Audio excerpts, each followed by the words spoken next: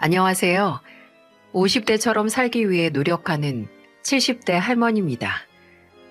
여러분, 풍운 조화라는 사자성어 들어보셨나요? 바람이나 구름 같은 자연의 변화는 예측하기 어렵다는 뜻입니다. 하지만 지금은 기술이 많이 발전해서 바람이 어떻게 변화하는지, 구름이 어느 방향으로 갈지, 또 어떻게 모습을 변하게 될지 미리 알 수 있게 되었죠. 이런 자연의 변화도 알 수 있을 정도로 세상이 바뀌었지만 왜 어떤 사람이 어떻게 바뀔 거라는 예측은 할 수 없는 걸까요? 아니면 10년이면 강산도 변하고 서당계 10년이면 풍어를 읊는 것처럼 사람도 마땅히 변하는 게 자연의 섭리이기에 구태여 설명이 필요하지 않는 걸까요? 재행무상이라고 우주의 모든 사물은 늘 돌고 변하여 한 모양으로 머물러 있지 아니한다고 하는데 하물며 사람이 변치 않을 수 없겠죠. 하지만 왜 늘 변하지 않았으면 하는 건 꼭 변하고 변했으면 하는 건 변치 않는지 짧지 않은 70여 년의 삶을 살아봐도 아직도 잘 모르겠네요. 변하지 않았으면 하는 것, 그건 역시 사랑하는 사람들과의 시간일 겁니다. 특히 내가 사랑하고 지켜주는 가족들과의 시간은 영원히 변치 않았으면 하는 게 사람의 바람이죠. 하지만 회자 정리, 만남이 있으면 헤어지는 법도 있기에 언젠가 자연의 섭리대로 헤어지게 될 수밖에 없습니다. 그날이 오기 전까지 수많은 추억을 쌓으며 탈 없이 사는 게 최선이겠죠. 불행하게도 저는 탈 없이 살 수 없었습니다. 아니, 너무 탈이 많아서 탈이었네요. 변치 않았으면 했던 제 가정에 커다란 변화가 찾아온 거예요. 첫째 아들과 둘째 아들이 아직 초등학교에 다닐 때였고 딸은 유치원도 안 들어간 나이였죠. 제 남편은 트럭에서 물건을 떼다가 파는 일을 했었는데 과일도 팔고 화분도 팔고 가끔씩 양말이나 옷도 팔고 그랬어요. 그러다 그날은 장사가 잘 된다고 밤 늦게까지 일하다가 새벽에 물건을 더 떼어온다고 잠도 못 자고 나갔었습니다. 물 들어올 때 늦었다가 물이 범람해버린 걸까요? 남편은 새벽 고속도로에서 졸음운전을 하다가 사고가 나서 세상을 떠나고 말았습니다. 한순간에 저는 남편을 잃었고 자식 셋은 아빠를 잃었죠. 제게는 그 당시 남편의 죽음을 슬퍼하고 애도할 시간도 사치였네요. 저 혼자 먹여 살릴 자식이 셋이었으니 말입니다. 저는 시장에서 나무를 팔면서 자식을 키웠습니다. 다행히 제게 장사하는 재주가 있는지 네 가족이나 먹고 살 수 있었네요. 자식을 키우면서 제가 가장 두려워했던 건 나의 부족함 때문에 자식의 미래를 지원해주지 못하고 막는 거였어요. 제 자식들은 하나같이 다 공부를 웬만큼 해서 그만큼 공부를 시켜야 했는데 참 제가 할 수 있는 한에서는 애들 교육비에 아낌없이 투자를 했던 것 같네요. 그리고 남은 돈은 전부 저축을 해서 딸이 중학교 졸업할 때쯤엔 반찬 가게를 열었고요. 자식 셋 서울에서 이름난 대학에 갈 수 있었고 그중 가장 공부를 잘했던 첫째 아들은 우리나라에서 이름난 대기업인 땡땡전자에 입사를 했고 둘째는 사업을, 그리고 딸은 대학 졸업하기도 전에 일찍이 가공회사에 들어갔죠. 저는 이때 제가 할 수 있는 건 다 했다고 생각을 했습니다. 막내인 딸아이까지 집 밥벌이 할 수 있게 키워놓으면 부모된 도리는 다 한 거라고. 그저 자식들이 알아서 살아가는 모습을 지켜만 보면 된다고. 그렇게 생각을 했어요. 이제 자식 키워내는 일 다 했으니 내 일 열심히 하면서 내 인생 살면 된다고요. 하지만 자식을 낳으면 죽기 직전까지 부모 일은 끝나는 게 아니었습니다. 자식들이 웬만큼 크고 지 앞가림을 할 수 있어도 부모가 하는 일은 그저 자식 걱정뿐이었어요. 둘째 아들은 어려서부터 사교성도 좋고 말을 참 잘했어요.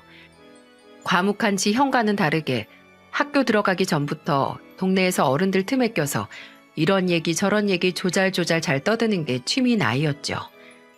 그리고 그런 성격이 커서는 사업을 하는데 탁월한 역할을 했습니다. 대인관계가 좋고 사람들에게 신뢰를 줄 수 있었거든요. 저야 늘 둘째 아들에게 들어도 뭐가 뭔지 몰랐지만 사업 수완이 나쁘지는 않았어요. 근데 탑을 쌓는 건 어렵지만 무너지는 건 참으로 쉽더군요. 둘째 아들은 지 형보다도 일찍 결혼해서 20대 후반에 가정을 이뤘는데 아무래도 가정이 생긴 만큼 책임감은 막중해지고 더 빨리 성공을 해야 한다는 부담도 생겼었나 봅니다. 사업이 기울기 시작하고 다른 형제들에게 돈까지 빌리게 됐고 둘째 아들은 지 아내하고도 사이가 안 좋아졌죠. 매일 밤마다 울먹거리는 목소리의 둘째 며느리가 제게 전화를 해서 푸념을 늘어놓았어요. 둘째 며느리는 자식을 원했지만 아들은 지금은 때가 아니라며 일단 일이 안정기에 들어서서 천천히 갖자고 말했다고 합니다. 둘째 며느리는 그때가 대체 언제 올지도 모르는데 언제까지 기다려야 하는지 일이 중요한지 가족이 중요한지 모르겠다고 우울해했어요. 근데 어쩌면 둘째 아들은 그때부터 준비하고 있었을지도 모릅니다. 떠나기 전 세상에 소중한 걸 더 이상 만들지 않는 준비를 말입니다. 둘째 며느리가 끝내 이혼 이야기를 꺼냈을 때쯤 31였던 둘째 아들은 되돌릴 수 없는 선택을 했습니다. 그의 겨울밤이 가장 긴 날, 그 차디창 한강물에 빠져 스스로 생을 마감했습니다. 자식의 죽음은 입에 올리는 것만으로도 아직 뼈마디가 아릴 정도로 괴롭습니다. 둘째 아들은 본인이 마지막으로 땅을 밟았던 한강 둔치에 소주 3병과 유서를 남기고 떠났어요. 유서에는 더 이상 가족들에게까지 피해를 주면서 살고 싶지 않다고, 늘 못난 선택만 하다가 마지막에 실망감만 안겨줘서 아내에게 미안하고 염치 없는 동생이라서 형에게 또 미안하고, 한심한 오빠라서 동생에게 미안하고, 그리고 최악의 이별을 안겨드려서 어머니에게 너무 죄송하다고, 어머니에겐 용서조차 바라지 않는다고, 그저 본인이 일찍 가서 남은 수명이 있다면 그게 어머니에게 가길 바란다는 내용이 있었습니다. 어머님, 그 사람 불쌍해서 어떻게 해요? 나 때문에 내가 가장 힘들 시기에 그 사람을 버려서 저 어떻게 해요? 어머님, 그 사람 그렇게 보내고 저 어떻게 살아요? 둘째 며느리와 껴안고 얼마나 울었는지 모릅니다.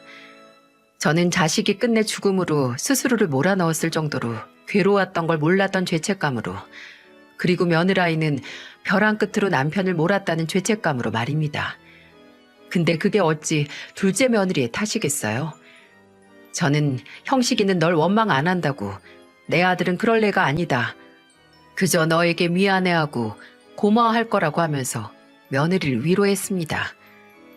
둘째 며느리는 몇 달 정신과 치료를 받을 정도로 힘들어했지만 다행히 다시 본인의 인생을 살게 됐습니다.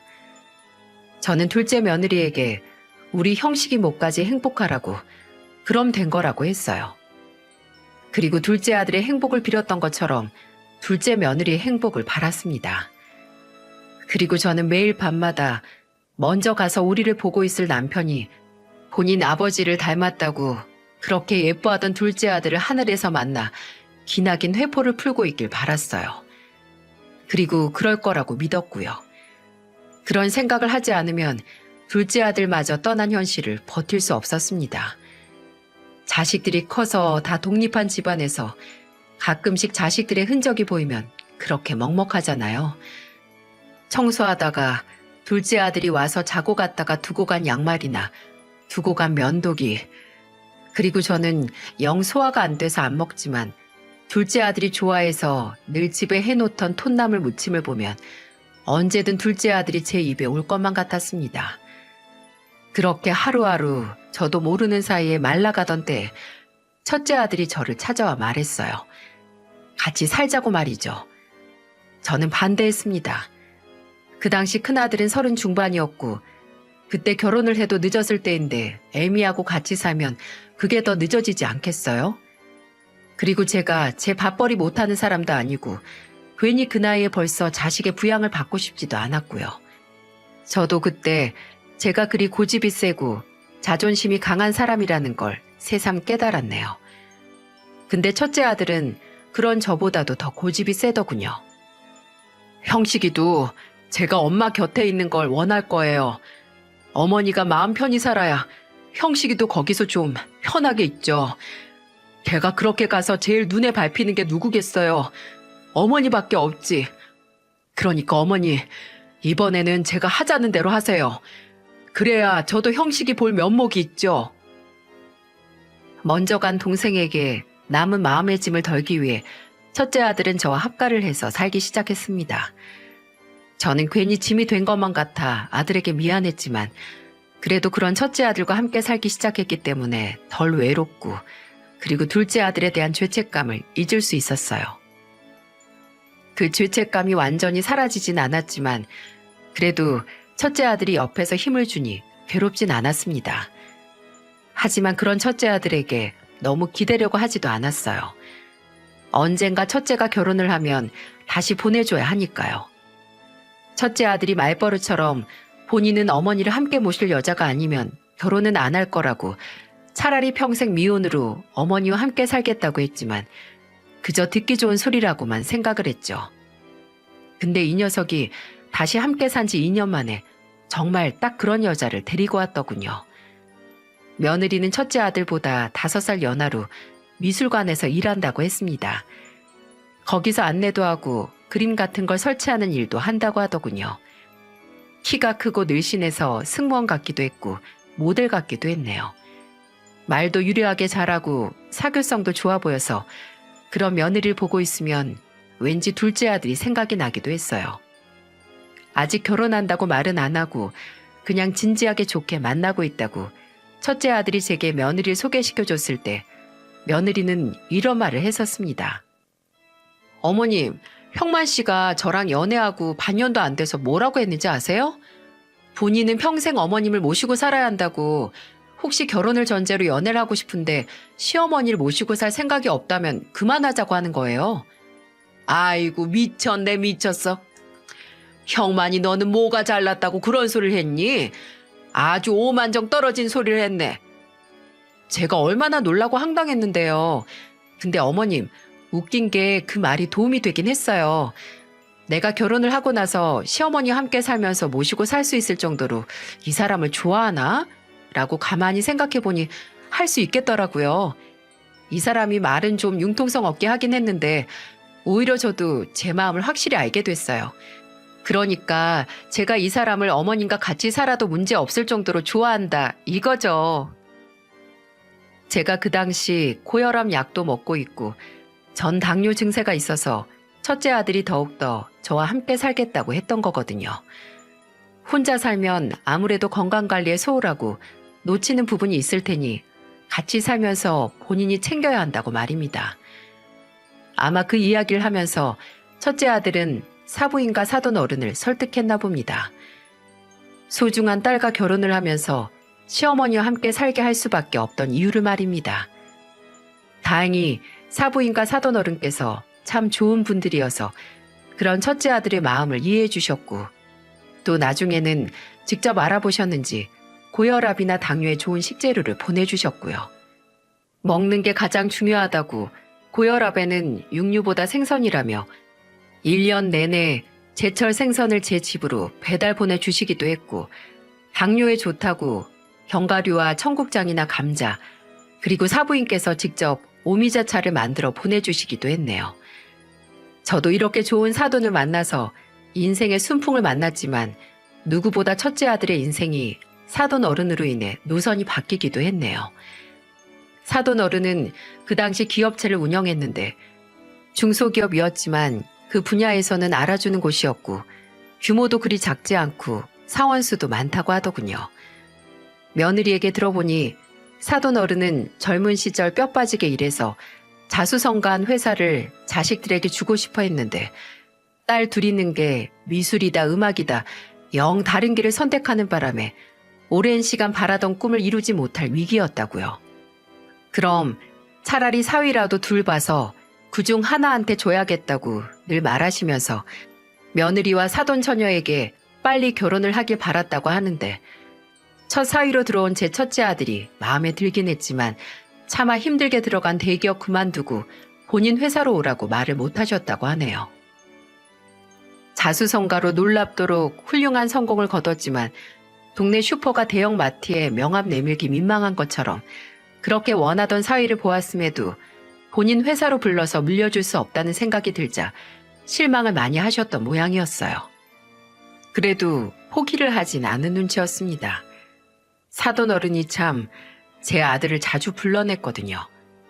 물론 제 아들을 예뻐해서 그런 것도 있었겠지만 며느리가 하는 말로 봐서는 회사 거래처 사장들과 모임이 있는 날에도 괜히 아들을 불러낸다고 하는 걸 보니 언젠가는 사위인 제 아들을 꼭 본인의 후임으로 앉히겠다는 생각을 버리지 못한 것 같았죠. 그리고 그 꺼지지 않던 희망이 그저 헛된 건 아니었는지 결혼하고 2년 후 며느리가 첫째를 낳고 나서 얼마 지나지 않아 첫째 아들은 다니던 회사를 그만두고 사돈 어른의 회사로 이직을 했습니다. 솔직히 바늘 구멍보다 좁은 경쟁률을 뚫고 들어간 회사에서 그 승진을 눈앞에 두고 그만둔다고 했을 때는 속이 답답했네요. 행여 등 떠밀리는 건 아닐까 걱정도 했지만 그렇다고 그게 하루아침에 정한 결정이 아니라는 걸 알기에 아들을 말릴 수가 없었습니다. 아들은 지금 회사가 물론 대기업인 만큼 자부심도 있긴 하지만 그곳에는 본인을 대체할 인력이 넘쳐난다고 하더군요. 근데 지금 장인어른네 회사에는 본인이 필요하고 본인을 꼭 필요로 하고 동시에 아직 성장도 무궁무진하게 할 수 있는 곳에서 남은 시간을 일해보고 싶다고 했었죠.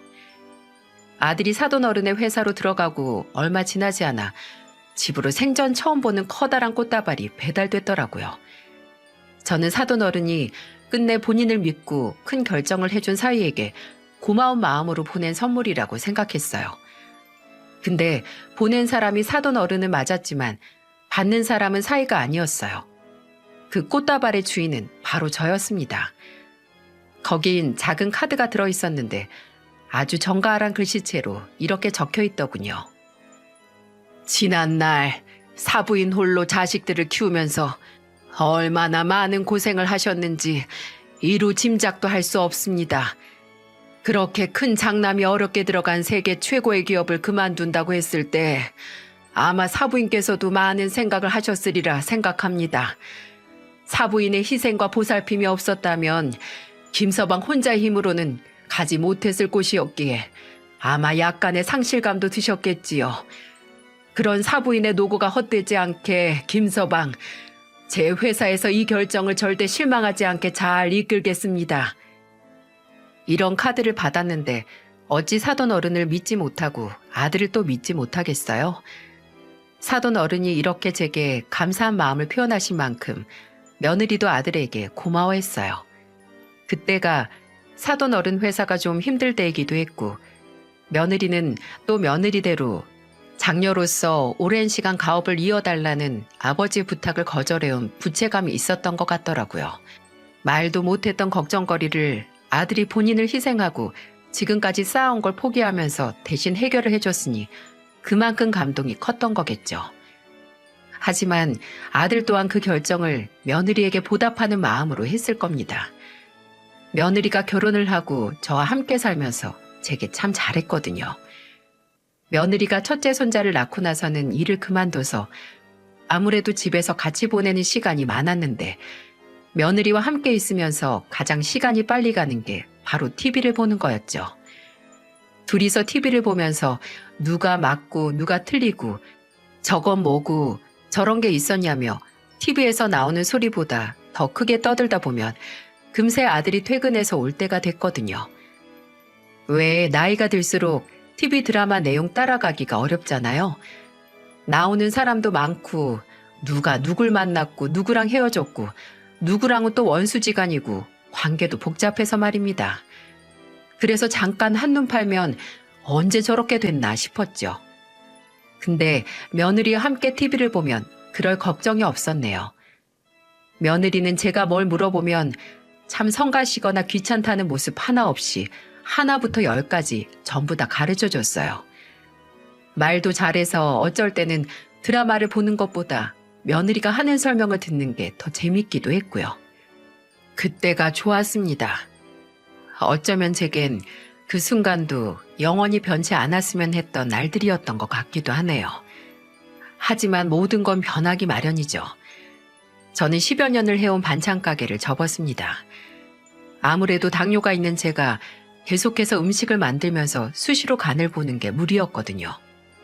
물론 그간의 경력으로 간을 맞추는 건 얼추 눈대중 손대중으로 가능하긴 했지만 그래도 제게는 조금씩 맛을 보는 것도 쌓이다 보면 치명적이어서 오랜 고민 끝에 내린 결정이었네요. 그리고 그맘때쯤 며느리가 임신을 해서 둘째 손주를 낳았습니다.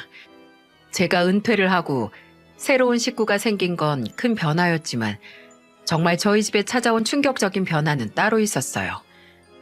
둘째를 낳고 나서 며느리는 좀 달라졌어요. 물론 첫째 때보다 며느리가 둘째를 출산을 하면서 고생을 많이 했습니다.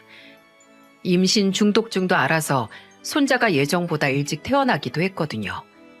다행히 손자는 건강했지만 며느리는 아이만큼이나 회복을 하지 못했습니다. 출산 후에도 혈압이 떨어지지 않았고 부종 때문에 온 몸이 부어서 많이 힘들어했거든요. 그래서 출산 후 저와 함께 식단을 맞춰 나갔고 병원에서 치료도 받았어요. 다행히 한 달 정도 지났을 때 많이 나아지긴 했지만 산 넘어 산이라고 이제는 우울증 때문에 힘들어하더군요. 며느리는 태어난 둘째 손주를 보지 않으려고 했습니다. 본인은 첫째 손주를 볼 테니 제게 맡기더라고요. 물론 제가 이제 가게를 접고 시간이 많이 남긴 했지만 그래도 아직 엄마 젖도 안 뗀 아기를 그리 단호하게 떼어놓다니 저로서는 놀랄 수밖에 없었죠. 제가 힘든 건 알지만 그래도 네 자식인데 저 좀 물려하지 않느냐고 했더니 며느리는 제게 충격적인 이야기를 털어놓더군요. 어머님, 근데 저 준호같이 아이 같지가 않아요. 분명 민호 낳았을 때는 당장 민호를 위해서 목숨까지 바칠 수 있다고 생각했는데 준호를 보고는 그런 생각이 전혀 안 들어요. 그렇게 말하며 며느리는 죄책감이 든다고 본인은 좋은 엄마가 아니라며 울었습니다. 분명 저로서는 이해가 가지 않는 말이었지만 며느리가 눈물까지 흘리며 괴로워하니 저 또한 마음이 아팠습니다. 그래서 아들과 상의하에 며느리를 데리고 상담을 받으러 다녔죠. 며느리는 산후 우울증 진단을 받았고 우울증 때문에 잃어버린 아이와의 유대감 회복을 위해 치료를 받았어요.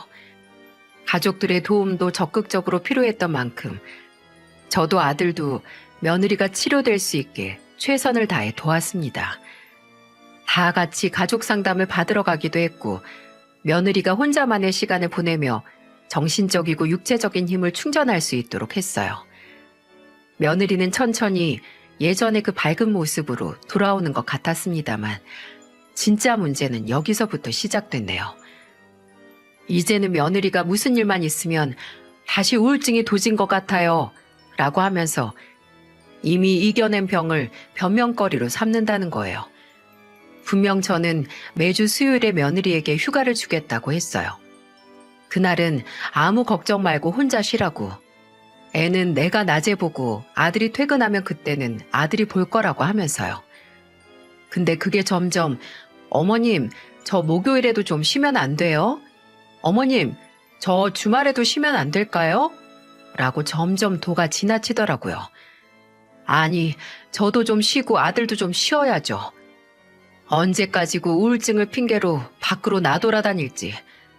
그러다가 한 번은 며느리가 저와 약속을 어기고 나가서 연락이 두절된 적이 있습니다. 그날은 제가 병원에 가는 날이라 며느리에게 손자들을 맡기고 낮에 잠깐 갔다 오기로 했는데 얘가 연락이 전혀 안 되는 거예요. 그래 놓고선 밤 10시가 돼서야 집으로 기어들어왔더군요. 당연히 저는 그날 예약된 검진을 받지도 못했고 저도 아들도 며느리에게 한 소리를 했어요. 아무리 네가 힘들었어도 이제 어느 정도 나아졌고 우리도 노력을 했으니 이제 정신 차리고 서로 돕고 도우면서 살라고. 이렇게 지킨 약속을 어기면 어떻게 하냐고 말입니다. 그랬더니 또 며느리는 꺼이꺼이 울음을 터뜨리면서 서로 목소리로 말했어요. 나 아직 아프단 말이에요. 왜 아무도 내 마음을 몰라줘? 내가 이러다 정말 잘못되면 누가 책임질 건데요? 어머님, 어머님이 책임지실 거예요? 제가 우울해서 혹시라도 진짜 어떻게 되면 어머님이 그때 책임지실 거냐고요. 그 말을 듣는데 제가 어떻게 저 말을 나한테 하지 싶더라고요. 분명 우리 집안 사정 뻔히 알고 제 둘째 아들이 제 가슴 속에 묻혀 있다는 걸 아는 애가 어떻게... 화가 난 아들은 그 자리에서 신경질적으로 며느리를 끌어내려고 했습니다. 저는 그런 아들을 맞고 말했어요. 내가 책임질 게 뭐가 있니? 책임은 네가 져야지. 너 이제 애가 둘이다 둘. 네가 네 배 아파서 낳은 자식이 둘이라고. 그럼 네가 책임을 져야지 누구더러 책임을 지라 말아야. 수민아, 부탁인데 후회할 짓 하지 말어라. 너 분명히 지금 네 모습 후회한다. 알겠니?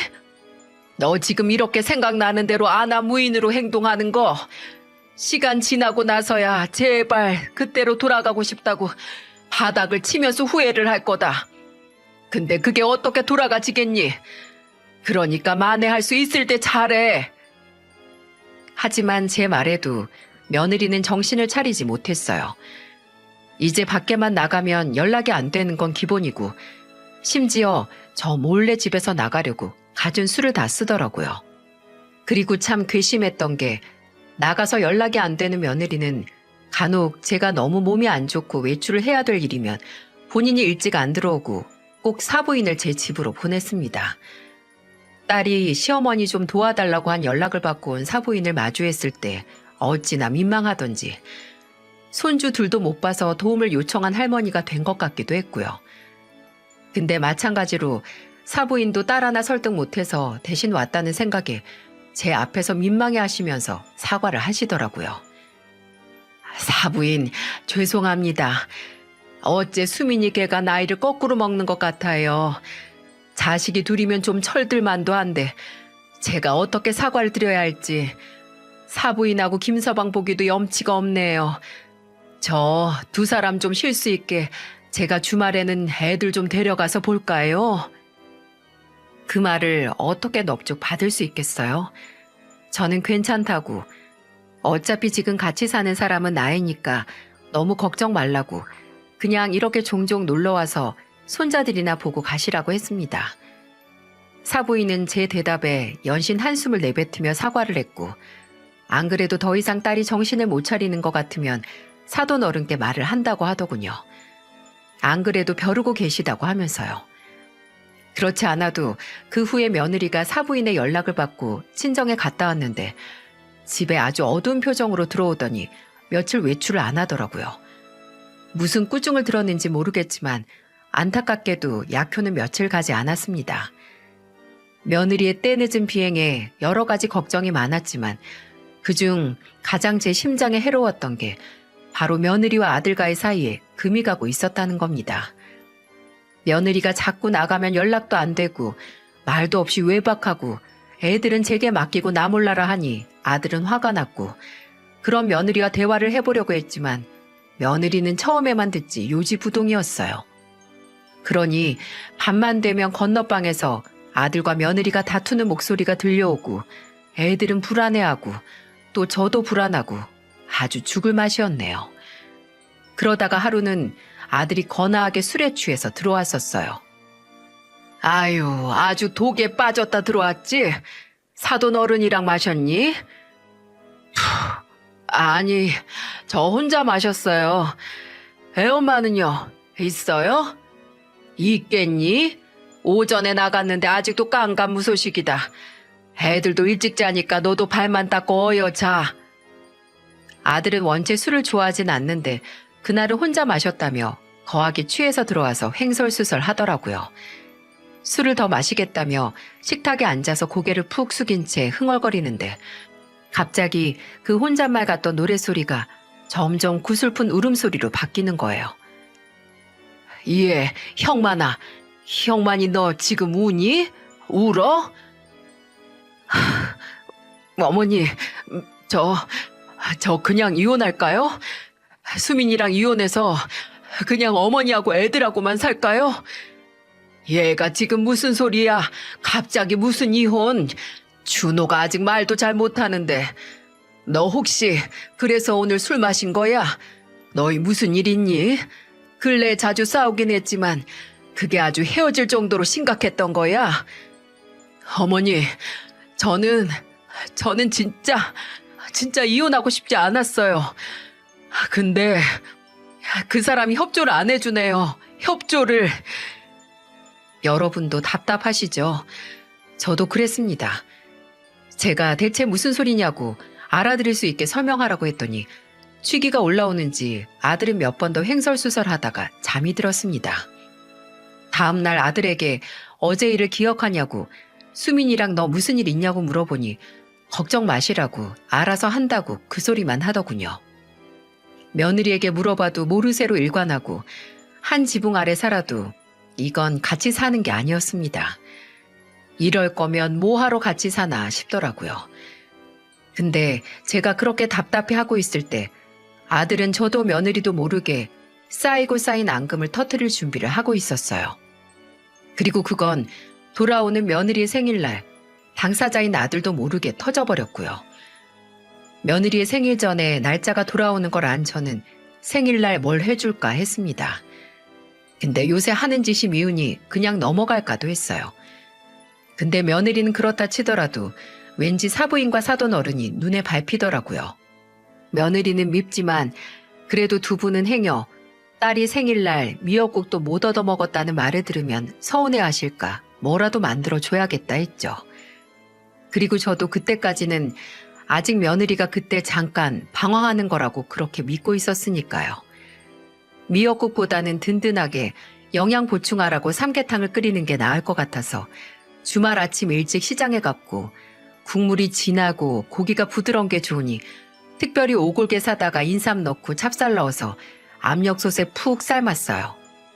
아들에게는 그래도 생일인데 케이크에 초는 꽂아야지라고 하면서 나가서 사오라고 했고 그렇게 제가 만든 음식과 아들이 사온 케이크로 며느리의 생일상을 마련했습니다. 수민아, 너 다리부터 얼른 가져가서 먹어라. 내가 질기지 않게 딱 좋게 삶아서 고기가 아주 흐물흐물할 정도로 연하다. 아, 어머님도 이제 더운데 무슨 삼계탕이에요. 이에 이열치열이라잖니. 이거 든든하게 먹고 올해 여름 잘 보내면 되지. 그래, 당신 주려고 아침부터 만드셨는데 얼른 먹어봐. 냄새 좋네. 아들은 솥에서 커다란 오골계 다리를 찾아 며느리 앞접시에 놔줬습니다. 며느리는 처음에는 냄새만 맡다가 젓가락을 들더니 살을 발라내 입으로 가져가더라고요. 근데 직전까지도 어째 좀 냄새가 비리네? 라고 중얼거렸고 입에 넣고 몇 번 씹더니 눈살을 찌푸리고 말했어요. 아우 짜! 어머님 이거 간 어떻게 하셨어요? 너무 짠데요? 그래? 아유 내가 간을 안 보고 만들어서 그런가. 근데 따로 소금 후추 간해서 먹으라고 간 얼마 안 했는데. 얼마 안 한 간이 이래요? 아우 저 물 좀 먹어야겠어요. 간이 짜다고 한 며느리는 연거푸 물을 마셨습니다. 아들도 그런 며느리를 보다가 본인도 몇 입 먹었고요. 근데 아들은 괜찮다고 삼삼하다고 했죠. 당신은 워낙 짜게 먹으니까 그러지. 어머님, 안 그래도 당뇨도 있으시면서 이렇게 음식을 짜게 드시려고요? 아니, 내가 먹을 게 아니고 니들 먹을 거라서 간을 좀 했지. 나야 어차피 고기 빠진 국은 안 먹으니까. 그럼 어차피 어머님이 안 드실 음식이라서 막 하신 거네요? 무슨 말을 그딴 식으로 해? 어머니가 당뇨 때문에 음식하면서 간 못 보시는 거 잘 아는 사람이. 그러니까 어차피 이제 간도 잘 못하셔서 은퇴까지 하신 분이 왜 이렇게 일을 벌리시냐고. 왜겠냐? 다 당신 생일이니까 뭐 좀 해주시려고 하다가 이렇게 된 거 아니야? 그렇게 짜지도 않은데 왜 그리 유난이야? 미쳤어? 아니 짠 음식을 짜다고 하지. 그럼 꾸역꾸역 먹어? 됐다 됐어. 입에 안 맞으면 안 먹으면 돼. 형만이 너도 그만하고 수민이 너도 그만해라. 먹기 싫은 거 어거지로 먹을 필요도 없어. 순식간에 분위기는 땅바닥으로 곤두박질 쳤습니다. 아들은 눈을 내리깔고 아무 말도 하지 않고 있었지만 콧김을 푹푹 내쉬고 있었고 며느리는 그런 아들을 째려보다가 죄 없는 삼계탕을 보더군요. 입맛이 뚝 떨어진 저는 다 마신 물을 뜨기 위해 자리에서 일어나 부엌으로 갔습니다. 제가 정수기 앞에서 물을 뜨고 있는데 그때 며느리가 제 뒤를 지나가 싱크대 앞으로 가는 겁니다. 그리고 싱크대 앞에 있는 쓰레기통에 뭔가 콱 버리더라고요. 며느리 손에는 앞접시가 들려 있었고요. 예, 너 뭘 버린 거니? 설마 너 아까 먹던 닭다리 버린 거야? 네, 버렸는데요. 어머님이 먹기 싫으면 먹지 말라고 하셨잖아요. 그렇다고 한 입밖에 안 먹은 음식을 버려? 그것도 내가 보는 앞에서. 그럼 제가 먹던 걸 누굴 줘요? 그리고 지금 이 고기가 제 앞에 있는 것만으로도 비린 냄새 때문에 골 아픈데 지금 버리지 그럼 언제 버려요? 음식을 만든 사람 앞에서 그 음식을 쓰레기통에 버리는 것처럼 모욕적인 일이 또 있을까요? 그 음식 맛이 어떻다고 해도 사람이 생각이 있으면 하지 못할 짓이죠. 근데 되려 본인은 아무 잘못 없다는 듯 당당한 모습의 며느리를 보고 충격을 안 받을 수 없었습니다. 너 대체 뭐가 문제니? 뭐가 문젠데 이래? 집에 안 들어오고 나가면 연락도 안 받고 애들도 모른 척 다 떠넘기는 너. 그래도 난 며느리라고 생일이라고 음식 만들어서 상 차리니까 뭐 비리다 짜다 하면서 이젠 쓰레기통에 버리냐? 대체 뭐가 잘못돼서 이러는 거야? 제가 문제가 아니라 어머님이 하신 삼계탕이 문제라니까요? 모르시겠어요? 비리고 짜서 도저히 먹을 수가 없다고요. 너 이런... 야, 정수민! 무대뽀로 나오는 며느리에게 당해낼 재간이 없어서 손만 바들바들 떨고 있는데 거실에 있던 아들이 주방으로 들어와 고함을 질렀습니다. 아들은 며느리 앞으로 성큼성큼 다가와 들고 있던 접시를 뺏어서 싱크대에 큰 소리가 날 정도로 던져놓고 말했어요. 너 지금 뭐라고 했어? 뭐가 문제라고? 아우, 당신까지 왜 이래? 어머님 음식이 내 입에 안 맞고 어머님이 먹지 말라고 해서 버렸는데 왜 당신이나 어머님이나 내가 문제가 있다는 식으로 말하는 건데? 그럼 네가 문제가 아니야? 짜지도 않은 음식 짜서 못 먹겠다고 난리 부리고 나지도 않는 비린내가 난다고 얼굴 찌푸리는 게 그럼 정상적인 행동이야? 야, 민호도 어디 식당 가서 생전 처음 보는 음식 나와도 그딴 식으로 안 해. 네 식탁 예절이랑 음식 해준 사람 앞에서 지켜야 할 태도가 우리 아들만도 못했다고. 알아? 그럼 먹지도 못할 음식 그냥 꾸역꾸역 먹으라는 거야? 너 왜 이렇게 말을 못 알아쳐먹냐? 누가 억지로 처먹으래? 설령 안 먹어도 최소한의 예의는 지키라 이 소리야. 내가 무슨 예의를 안 지켰는데. 진짜 웃겨. 아주 모자가 합심해서 사람 이상한 사람 만드는데 여기서 진짜 문제가 있는 건 내가 아니라 당신이랑 어머님이야. 네가 진짜 아무 문제가 없다고? 너 정말 그 말에 책임질 수 있어? 내가 그럼 무슨 문제가 있는데 괜히 사람 떠보지 말고 말해. 할 말도 없는 주제. 내가 진짜 우리 어머니 앞에서는 말 안 하고 우리 둘이 조용히 해결하려고 했는데 도저히 안 도와주네. 내가 보디가드라고 말하면 좀 알아들으려나? 뭐? 그게 무슨 말이야? 보디가드 기억 안 나? 보디가드 네가 같이 논 경호원 말이야, 경호원. 그게 무슨 소리야? 형만아, 경호원이 뭘 어쨌는데. 제 눈앞에서 다투던 아들과 며느리는 갑자기 제가 알아먹지 못할 소리를 했습니다. 아들이 보디가드라는 단어를 말하자마자 지 잘났다는 듯이 떵떵거리던 며느리가 한순간 조용해지는 게 아니겠어요? 당신 그거 뭘 알고 하는 소리야? 내가 왜 몰라? 내 마누라가 아주 줄기차게 드나들면서 재미 보던데 마누라 취미 정도는 남편이 알아야지. 나 감시했다는 소리야? 당신 미쳤어? 미친 건 내가 아니고 너지. 제정신이야? 남편의 애까지 2명인 여자가 그딴 짓을 해? 제발 제대로 설명 좀 해봐라. 보디가드가 어쨌고 수민이 얘랑 무슨 상관인데. 나 답답해서 숨 넘어가기 전에 얼른. 어머니, 남자들이 여자 끼고 술 먹는 것처럼 여자들도 잘생기고 어린 남자들한테 술 시중 받을 수 있는 술집이 있거든요. 이 사람 어머니하고 저한테 애들 맡기고 나가서 연락 두절될 때 거기 가서 놀았던 거예요. 왜 옛날 어른들이 늙으면 죽어야지 라는 말을 했는지 좀 알겠더라고요. 늙지 않고 오래오래 사니 세상 별꼴을 다 봅니다. 저는 차마 입을 다물지 못하고 며느리를 쳐다봤고, 며느리는 아들을 부글부글 끓는 눈으로 보면서 이를 갈더군요. 당신 진짜 너무하다. 이제 하다하다 아내 뒷조사까지 해? 그럼 집에 붙어있지도 않고 간혹 가다 마주쳐도 대화도 안 하는 사람 내가 언제까지 기다려줘야 하는데? 야, 사람 시켜서 뒷조사한 게 당신 동태 눈깔 보고 말하는 것보다 낫더라. 내가 어디까지 알 것 같아? 너 그 술집뿐만 아니라 거기 다니는 놈 오피스텔까지 들락날락 하는 것 같은데 아주 살림 차리셨나 봐. 집이 하나 더 생겼으니 이 집에 잘 안 붙어 있던 거겠지? 그동안 며느리와의 대화가 두절되고 수상한 낌새를 눈치챘던 아들은 아무도 모르게 사람을 고용해서 며느리의 뒷조사를 해온 겁니다. 그리고 며느리가 차마 상상도 하고 싶지 않은 더러운 취미가 생겼으며 심지어 바람까지 피우고 있다는 걸 알아낸 거죠.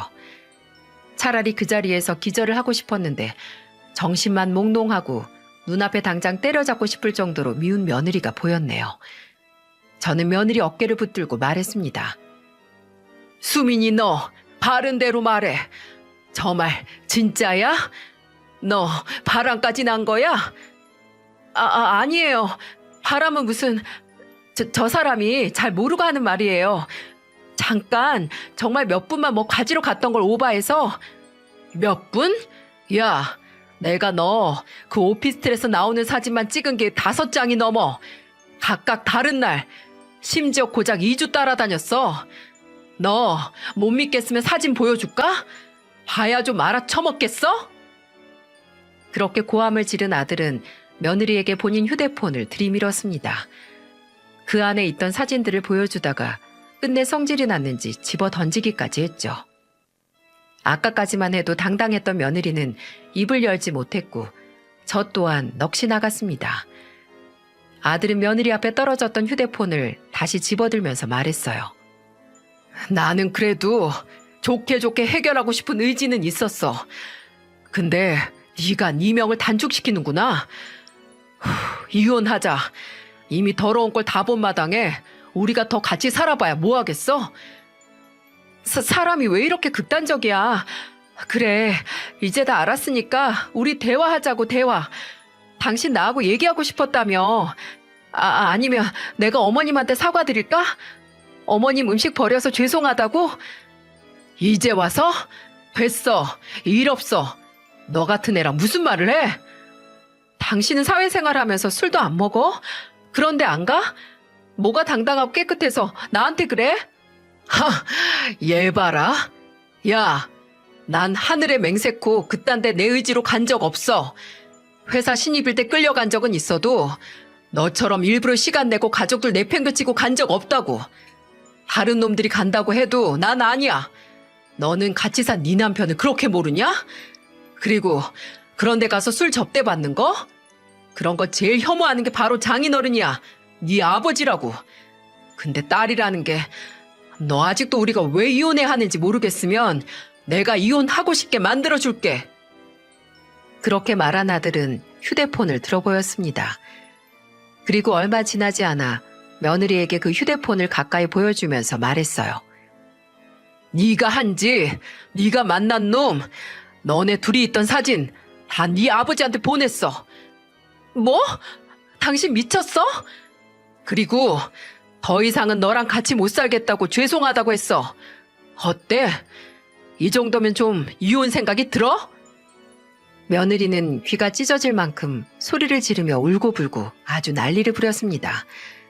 당장이라도 폭발할 것 같은 산처럼 바들바들 떨면서 어떻게 그런 짓을 하냐고, 나 죽는 꼴 보고 싶냐며 고래고래 소리를 질렀어요. 그리고 며느리가 그렇게 과민 반응을 했던 건 다 그럴 만한 이유가 있었습니다. 아들이 사돈 어른에게 그 문자를 보내고 나서 얼마 지나지 않아 사돈 처녀가 저희 집으로 왔습니다. 사돈 처녀는 사돈 어른과 사부인의 말을 듣고 며느리를 잡으러 온 거였어요. 사돈 어른이 며느리를 집으로 데리고 오라고 했더군요. 안 간다고 바락바락 버티던 며느리는 제 풀에 지쳐서 팔려가는 소마냥 사돈 처녀 손에 이끌려 지 친정으로 갔습니다. 그리고 다음날 사부인에게서 전화가 왔었죠. 사부인은 매갈이 하나 없는 목소리로 제 목소리를 듣자마자 3분가량 울기만 하셨습니다. 그리고 연신 말씀하셨죠. 죄송합니다. 죄송합니다, 사부인. 뭐라 제가 드릴 말씀이 없습니다. 얘가 지 아빠한테 맞고도 정신을 못 차려서 지금 병원에 있어요. 놀라서 넘어가는 줄 알았죠. 아니, 아무리 며느리가 잘못을 했어도 병원에 입원을 할 만큼 딸을 때리다뇨. 제가 놀라서 대체 얼마나 다친 거냐고, 왜 그러셨냐고 하자 사부인은 그게 아니고 애 아빠가 손을 든 건 맞는데 뺨을 한 대 세게 쳤고 그거 맞고 딸이 도망가다가 아파트 계단에서 넘어져 굴러서 갈비뼈에 금이 가고 다리가 골절됐다고 하더군요. 참, 사돈 어른이 폭행을 한 게 아니라 다행이었지만 가지가지 합디다. 가지가지 해요. 사부인은 이 일은 용서도 구할 수 없는 일이라고 하시며 김서방의 의견을 전적으로 수용하겠다고 하시더군요. 그저 어린 손주들이 모르게만 해달라고 간곡히 부탁하셨습니다. 본인 딸을 위해서가 아니라 행여 아이들이 충격받을까 걱정이 이만저만이 아니셨네요. 어찌 이렇게 마음씨 고운 사부인에게서 마음씨가 고약하다 못해 썩어가는 며느리가 자란 걸까 참 생각이 많아지더라고요. 아들은 바로 이혼 소송 절차를 밟았습니다. 실제로도 아들은 며느리의 외도를 알았을 때도 참고 넘어가려고 했다고 하네요. 둘째 손자가 아직 어려서 차마 이혼까지 할 수는 없을 것 같았다고요. 근데 본인의 더러운 비밀을 우리가 모를 거라 착각하고 집에서조차 망나니처럼 구는 며느리를 보고 이건 도저히 참아선 안 되는 일이라고 생각을 했다고요. 며느리 측에서는 합의 이혼을 제안해왔는데 아들에게 듣기로는 며느리 측 변호사가 사돈 어른과 함께 일하는 변호사라고 하더군요. 며느리가 아니라 사돈 어른이 합의를 제안하는 것 같다고 말입니다. 재산이든 양육권이든 잘못은 딸인 며느리에게 있으니 모든 걸 다 시인하고 사위인 제 아들의 뜻에 맞추겠다고 말입니다. 그리고 사돈 어른은 이혼 소송이 마무리되기 전에 한 번 제 아들을 찾아왔었는데 그건 아들에게 이혼 후에도 본인 회사에 계속 남아달라는 부탁을 하기 위해 오신 거였습니다. 저는 나가보진 않았지만 거실 창문을 통해 본 사돈 어른은 끝내 손으로 눈가를 가리며 눈물을 보였고 아들은 그런 사돈 어른 어깨를 감싸 안고 위로를 해주더군요. 하지만 아들은 그 제안에 응하지 않았습니다. 이미 다 끝난 관계인데 일까지 얽혀버릴 수 없다면서 말이죠. 사돈 어른과 사부인은 아들의 의견도 존중을 하니 그저 1년에 많지 않게 손주들 커가는 것만 보여달라고 부탁을 하셨어요. 손자들은 제 손자들뿐만이 아니라 사돈 어른과 사부인의 손자들이기도 하기에 그건 당연한 거였는데 그래도 본인들 딸에게 잘못이 있다는 걸 알아서 그 부탁마저도 아주 조심스럽게 꺼내시더군요. 그리고 그뿐만이 아니었어요. 사돈 어른은 며느리를 통해 아들에게 위자료까지 지급을 했지만 그걸로도 마음이 편치 않으셨던 건지 아들이 손자들과 살 수 있게 집까지 마련해 주셨어요. 물론 아들은 절대 받지 않겠다고 받을 이유도 없고 스스로 자립할 능력도 있다고 거절을 했습니다. 근데 그런 아들에게 사돈 어른이 그랬다는군요. 내가 이제 자네 장인은 아니지만 나 아직 민호랑 준호 하래비야.